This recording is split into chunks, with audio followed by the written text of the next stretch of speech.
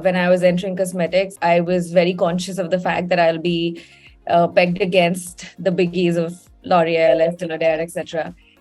So I knew I wanted to not, and I was bootstrapped. I am still bootstrapped. I don't have investors as such. Of course, I have some angel investors here and there, but I don't have big amount of budgets that L'Oreal has. So I knew that I needed to do something very, very different where I wouldn't have to spend as much on marketing, where it was more organic and people were compelled to talk about it themselves without having any nudges from me as a brand. So that is actually one of the reasons as well, where I thought that innovation in the product itself would be a great marketing strategy. If you have something absolutely new that people have never used before or seen before, that already becomes talk of the town. So that was one of the reasons, and a marketing strategy in itself, where we created a very different product. It was not just another lipstick line. It was not just another, product where you just see it in those regular dispensers and apply it, because that takes a lot of marketing genius, I think, in terms of actually getting your word out there, content marketing, etc. For me, I knew I did not have those resources, so I let my product talk for itself. So initially, it was challenges were more about, I have built this product. I knew that it was going to talk for itself, but how do I do it on such a shoestring budget? Like, where do I start? I think my starting was the most difficult. And I think for any entrepreneur, the day you start and you launch, I think that's the most difficult phase. Once you start, then you're in it, right? Then you can't leave it. So then you improvise on the go. But just to click that button, go button, and just say, now I've launched. I think that was the most difficult phase for me. But yes, initially what I did was I, of course, did a lot of market studies. I went out, again, absolutely out of my control, out of my comfort zone. I went out and I spoke to 50 random women. I found them on Facebook. I told them, on one of these Facebook groups, I said, I want to treat you guys to coffee. Come and talk to me. And I just have this set of 20 questions that I will ask you. So this is my way of just gathering that data, right? And gathering that first sort of email list as well, where I can just get them onto my social media and have them, comment, etc.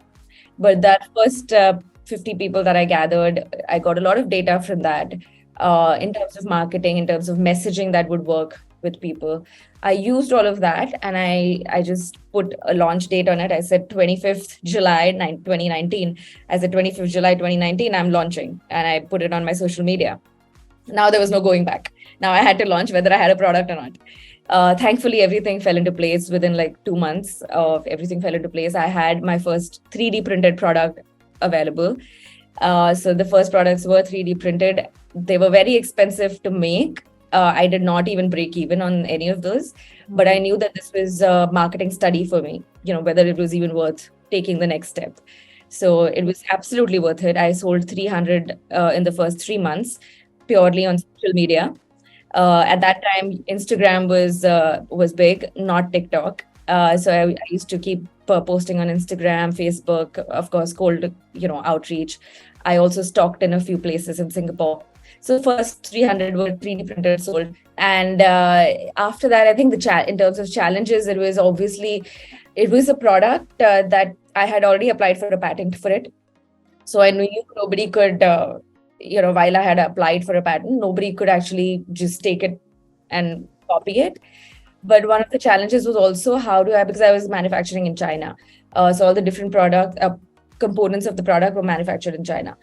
In terms of manufacturing, the biggest challenge for me was I don't want anybody to just rip it off and create their own product because the need was there in the market. I knew there was a need for such a product. People are moving towards more DIY, more at-home care. So I knew there was a need and I didn't want anybody to rip it off. So strategically, I just placed my suppliers such that nobody knows what their final product is. It's all made in bits and pieces. It comes to Singapore and we assemble it here by hand. So at least initially, that is what I needed to do to safeguard myself from copycats. In terms of marketing, Facebook ads were extremely expensive for me when I started off. Because again, like you said, this industry is so crowded and so saturated. Everybody is bidding on the same audiences in Facebook, everybody is bidding on the same keywords on Google. How do you stand out? So I had to literally figure out which keywords were trending. How do I ride on those hashtags and keywords? How do I make content which is more relevant to those keywords? How do I find my audiences? So eventually I realized my audience actually is a lot more diverse than your plain, makeup lover audience. So I realized that my audience also works with people who love art. I realized that it works with people who do a lot of home DIYs. So this is again with a lot of experimentation, right? When you work with Facebook, you experiment a lot with different audiences. You realize what kind of interests these people have and where my product can fit in. So this was essentially my go-to-market strategy, figuring out what sort of target market it is, first of all. And then eventually, after I think a lot of experimentation, I realized my audience looks like me. It is exactly me. And I feel like any entrepreneur who's building a product, and I think this is a great takeaway for a lot of people, you will experiment, you will try to figure out how your audience looks. But if you're building a product, eventually you will realize that the audience looks exactly like you. I love to DIY. I love makeup. I love art, and I love sustainability. And my audience is exactly like me. Of course, that's my sort of, early adapter market. After that, there is your makeup lovers. There is your usual sort of younger generation who loves to experiment and follow influencers. But my early adapter market was that. And then it was easy for me. Then it was easy for me to find people like me on Facebook to target. So I think there was a lot of that. And of course, it was also about location.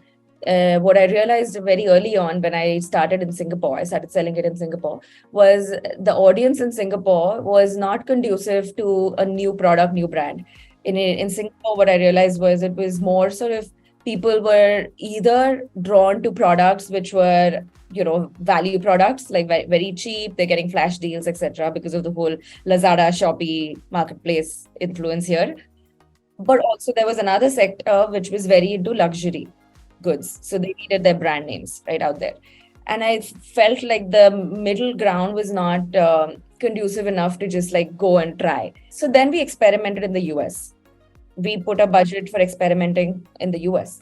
And we realized that our CAC, customer acquisition cost for US, was much lesser. We were spending a lot lesser on customer acquisition. We were spending a lot lesser for awareness.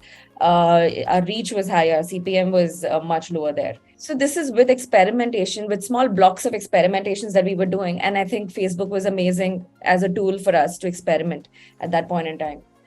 We realized that US was the market for us. We realized that US consumers are more open to trying new products, new brands. And they were also obviously thinking more about sustainable products. They were, the trend in the industry. People are moving from luxury to more boutique, bespoke sort of products. That shift has already started happening. And I think US is championing that shift as well.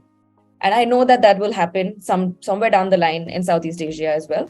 But I didn't think that the time was right here. The trendsetters, right? You has always been the trendsetter in adopting new things. Exactly. So I think, yes, there were challenges in terms of when I started off in Singapore, there was a lot of hiccups. I was like, why am I spending more than I was making? I was like, is this even sustainable? But then you keep learning from it and you figure out what your competitor is doing. Of course, you have to keep a very close watch on what the L'Oreal's and the Estée Lauder's is doing for at least my particular industry. And you figure out from there, what they're spending more money on. You figure out maybe this is working and then use that for yourself as well in smaller ways, but try and adapt to what they are doing.